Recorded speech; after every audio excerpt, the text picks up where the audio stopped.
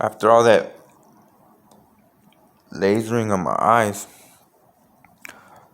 I don't see as well as I did before. I have trouble seeing at night. Um,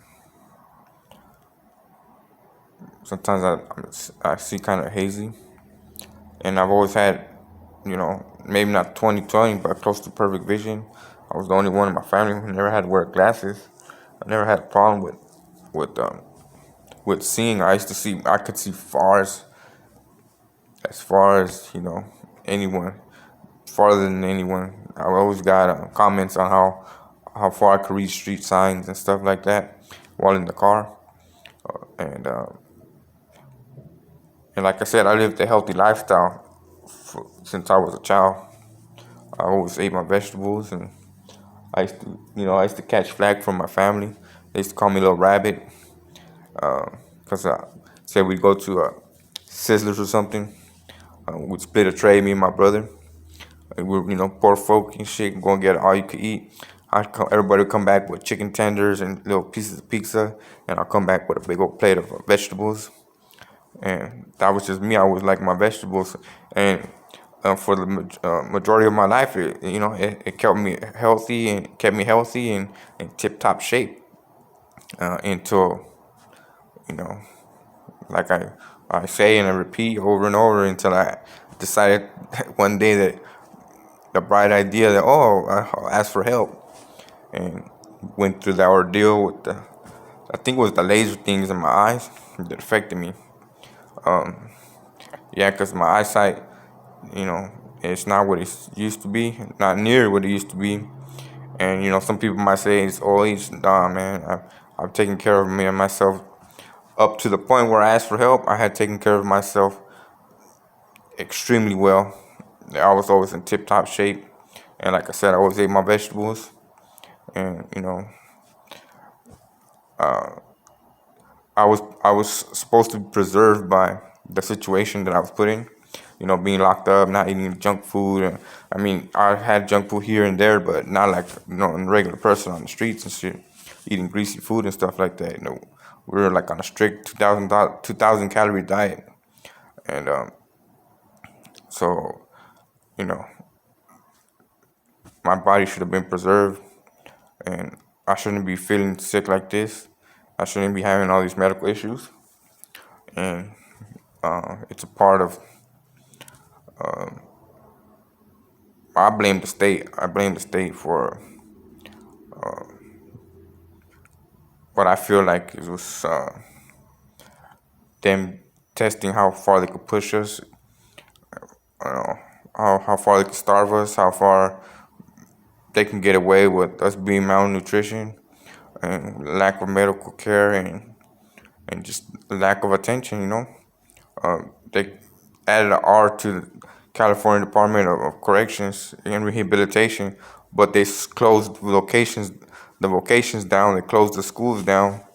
Um, the only really treatment I ever got actually was on that yard was the RTs, and they're like counselors, mental health counselors. Um, they ran some classes. They tried to be helpful, but they were scared of the cops too, and they had to abide by their rules. And but their free staff, they don't have nothing to do with, not directly related to CDC, but they did try to help me. So I think that you know mental health classes should be provided for everyone, because we're everybody that's sentenced to long term. You think that doesn't affect your mind state and the way you think? Well, it does. And so people go in there with the belief, with a feeling that they're never gonna go home, and they've lost everything they had. And you don't think that affects their mind state? But instead, they want to throw us in a cell and leave us up to our own demise, and um, create friction between the factions, which is races in California. Create friction between races so that we could just continue fighting each other, and they could sit back and make a fat check for they get paid extra. higher level you go, the more endangered or the more severe the people around their crimes are. Obviously, they're gonna get paid more. So it's in their best interest to have us, stabbing and killing each other because they're making more money off of it. You know, so it's not in their best interest to help us to provide us with the tools necessary to become successful out here. But they sell everybody a story that oh, we're just monsters and criminals, and well, some people are, and they are because they made them that way. There's people that they went in like that. I'm not defending everybody, each and every individual, but as a whole, you know, people come from backgrounds, not the best backgrounds in the world, and they make bad decisions. But how is it helping for the people in charge to continue making bad decisions, but they're not paying the price? It's the guys that are sentenced to jail time, to prison time, that are paying the price for other people's mistakes now, for other people's lack of care, or their cold-bloodedness, and their every chase for money, because that's what it is. They're chasing their paycheck, um, at the expense of young guys that might not have the best opportunities in life. And if they did, well, everybody makes mistakes, and if you're trying to help them out and rehabilitate them, but you're not providing anything, any classes, well, you're providing a GED class to 20 people out of fucking 500 people on the yard. That's not really helping anybody. And they make it difficult at that to get into those classes. They send the people that don't want to go to those classes, and the people that do want to go to those classes, they don't let them in. I'm an example of that. I tried to get in to the class, to a GED class, for over like 2 or 3 years, and I was given the runaround because I had a high a TAP score, the test they test, your reading capabilities or whatsoever. So, but yeah, how are you gonna call yourself rehabilitative if you're not providing those classes? And they might provide them on like a level 1 yard, but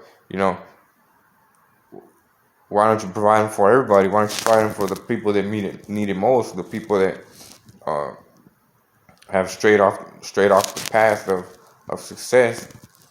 Uh, Instead, you're taking advantage of the fact that they don't know or haven't been uh, maybe shown or been able to walk in the best light, and you're just you know letting them a deeper hole, and you give them a shovel to dig a deeper hole, and and you're telling the public that, oh, these are just monsters that belong there anyways, and you're not telling them the part where you're getting paid extra money.